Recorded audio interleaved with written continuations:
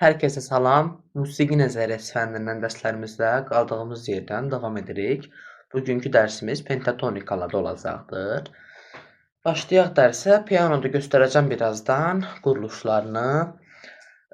Pentatonika qədim bir latdır. Əsasən Çin, Şotland xalqlarının musiqisində olur. Rus, Çuvaş kimi xalqlarda isə əsas lat kimi tanınır. Pentatonika dedikdə penta və tonus sözlərinin birləşməsindən yaranmışdır. Penta 5 deməkdir. Tonus isə səs deməkdir. Yəni adından da görüldüyü kimi 5 səs, yəni ki 5 pillədən ibarət olmalıdır pianoda. Və major boyalı olur, minor boyalı olur. Öncə bunu dərk edək ki, major boyalı olanda nə deməkdir bu sözün mənası? Minor boyalı sözünün mənası nə deməkdir? Öncə bunu qarışdırırsınız. Hə major boyalıdsa, majorun pentatonikası, minor boyalıdsa, minorun pentatonikası və yaxud da ona aid olan pentatonika. Belə bir şey ümumiyyətlə musiqidə belə bir şey yox, anlayış yoxdur. Çünki bax majorun pentatonikası olması üçün birinci majorla minor yaranmalıdır, tanınmalıdır, sonra pentatonika majora aid olmalıdır. Xeyr, pentatonika major minorlardan daha öncə, əsrlər öncə yaranmış bir latdır. Bu Çin xalqının əsas milli musiqisidir. Yəni ki, major və minordan öncə yaranmışdır. Buna görə də pentatonika, biz sadəcə pentatonikanı əlaqələndirə bilərik. Major və minor asandır da, quruluşları bilirik də əzbərə. Ona görə asan olur. Deyirik ki, hələ pentatonika ilə əlaqələndirək, pentatonikanı major və minorla əlaqələndirək, asan da olsun quruluşunu tapmaq, pianoda göstərmək pillələrini. Hə, bir daha da əlaqələndiririk. Amma bunu bilin ki, ayrılıqda major və minorun pentatonika ilə heç bir əlaqəsi yoxdur. Bəs baxaq ki, indi major boyalı olanda, minor boyalı olanda necə olur? Ümumiyyətlə pentatonikalarda iki cür olur dediyim kimi, major, minor boyalı. İndi biz öncə bunu şifahi olaraq deyək. Gördüyünüz kimi yazmışam bura majorladır və major boyalı pentatonika. Bunları yazmamışam da pentatonikanı ki, biz baxaq görək majorlarının xüsusiyyətlərinə baxaq, sonra pentatonikanın xüsusiyyətlərinə baxaq. Pentatonikanın majora əsasən yazacağıq. Əlaqələndirmək bu deməkdir. Deyim ki, mən indi sizə major boyalı pentatonikanın xüsusiyyətləri nədir və biz onu majorladığından necə tapacağıq? Major boyalı pentatonikanın əsas xüsusiyyətlərindən biri odur ki, deməli 4-cü və 7-ci pillələr ötürülür. Olmur bu pillələr. Major boyalı pentatonikada. Majorladığında yazmışam bura. Amma pentatonikada olmur. Onların üzərinə nə demək? Xətt çəkəcəm. 5 pillə olur. O da ki, zaten bütün hamısında elədir də. 5 pillə olur. İnterval tərkibini sonradan müəyyənləşdirəcəyik təbii ki. İndi majorladığında do, re, mi, fa, sol, la, si, sonra təkrarı da zaten do-nun. Deməli, deyirik ki, 4-cü pillə olmur. Elə deyil. 4-cü pillə nədir? Do, re, mi, fa. Deməli, fa major boyalı pentatonikada olmayacaq. Sol, la, si. Si 7-ci pillədir. Deməli, si 7-ci pillə olduğuna görə major boyalı pentatonikada si olmayacaq. Xətt çəkdik si-nin də üstündən. İndi bura yazanda necə yazacağıq? Əsas odur. Do, re, mi, fa olmur. Sol, la olur, si'deki olmur. Necə pillə oldu? 1, 2, 3, 4, 5. Deməli, bunu ödədik. 4 və 7-ci pillələr olmadı. 5 dənə pillə oldu ümumilikdə. Bunu da ödədi. Do, re, mi, sol, la. Bu qədər. İndi bunun biz baxaq görək interval tərkibləri necədir? Alınan notları yazaq bura. Do, re, mi, deməli, sol və la. İnterval tərkiblərinə baxaq görək. Do ilə re-nin arası nədir? Böyük sekunda, bəli, sekunda intervaldır. Re ilə mi-nin arasında həmçinin böyük sekunda. Mi ilə sol kiçik tersiyadır bu dəfə. Sol ilə la da ki, deməli alınır böyük sekunda. İndi baxaq tonlarına da baxaq da. Bir ton, bir ton. Bu 1,5 ton. Bu da 1 ton. Bəli. Deməli, 3 böyük sekundadır, bir dənə kiçik tersiyadır. Böyük sekunda, kiçik tersiya, böyük sekunda. 1 ton, 1 ton, 1 yarım, 1 ton. Yəni 1,5 ton və 1 ton. Bəli, bu qədər. İndi bunu pianoda göstərək. İndi biz pianoda baxaq.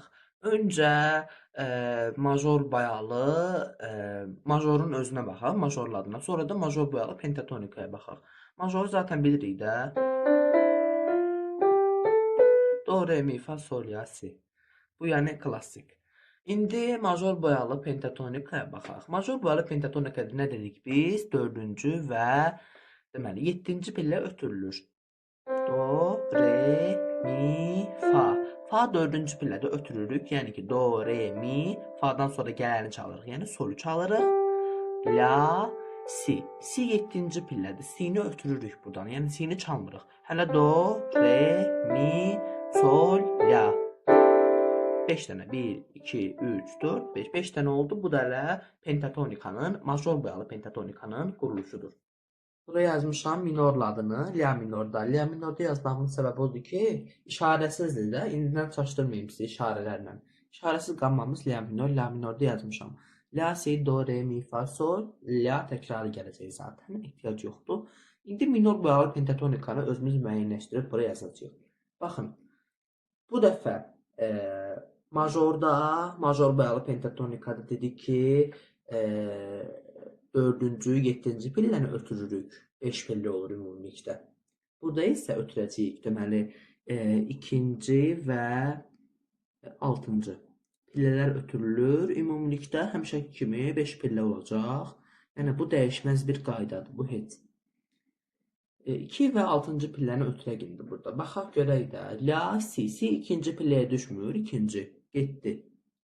Do, re, mi, fa. Fa'dakı düşür 6-cıya da. 1, 2, 3, 4, 5, 6. 6-cı da getdi. Sol da qalır. İndi bura biz yazaq hazır halını pentatonikanın. La'dan başlayaq. La, si'ni ötürdük axı biz. Keçirik hələ do'ya. Do, re, ortada olmalıdır. Re, mi, fa'nı ötürdük. Sol. 1, 2, 3, 4, 5. 5 pillə oldu, ödədi. 2 və 6-cı pilləni də buraxmışdıq zaten biz. Yəni bu qədər. İndi bunun da deməli öyrənək də interval tərkibini və ton tərkibini. Yazaq notları təzədən bura. Nə qaldı? La, do, re, mi, sol. La, do, re, mi və sol notları. La ilə do'nun arasında nə var? Necə yazdırdıq bunu biz? Elə. La ilə do, kiçik tersiya. Do ilə re, böyük sekunda. Re ilə mi'nin arasında yenə də böyük sekunda. Mi ilə solun arasında kiçik tersiya intervalı yerləşir. 2 kiçik tersiya, 2 böyük sekunda oldu. Və bu nə deməkdir? Tonlarını yazaq. Bunlar belədir də, üstə gəl. Tonları da ki, 1,5 ton kiçik tersiyadır. Üzərinə gəlinsin. Bu T hərfidir, ton deməkdir. Böyük tersiya 1 tondur. Üzərinə gəlinsin. Yenə də 1 tondur böyük tersiya və üzərinə gəlir kiçik tersiya 1,5 ton. 1,5 ton. İndi biz minora baxaq. Minorda bayaq la minorda baxdıq. Eyni şey eləyək burada. Dedik ki, 2 və 6-cı pillələr ötürülür, yəni çalınmır. La notunu tapaq buradan. La. Öncə baxaq da la minor qammasına bir baxaq.